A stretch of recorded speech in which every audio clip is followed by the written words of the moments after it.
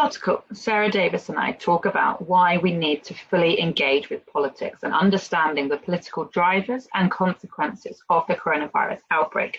This outbreak is inherently political. We're all faced with the same challenge of this pathogen, and the way that governments are responding to this tells us a lot about their own politics, but it also tells us why it's so important to understand what decisions are being made and how that can affect the trajectory of the outbreak. To put simply, political decisions are deciding who is living and who is dying in this outbreak. And so instead of hiding from the politics, as Dr. Tedros has suggested, we believe the opposite. We think we have to engage with the political because this is a political outbreak. And instead, if you look at international relations literature, if you look at approaches and theories from political science, we can understand why governments are working with each other or not.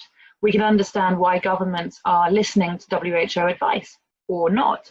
It would also be a useful tool, for example, to use situational analyses from international relations to understand why states are acting in the way they do. Why are we seeing such different responses from places like the US and Brazil to places like New Zealand and Taiwan?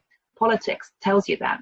And actually, if you were able to incorporate international relations analysis into the way we measure how prepared or ready countries are for this outbreak, it might be able to give you that extra nuance of where the gaps are in global health security. It's not simply, do you have a policy in place? It's how is that policy going to be implemented? How do different administrations who are in power at the time of crisis react and work with the current infrastructure, and how do they develop new laws to try and combat this?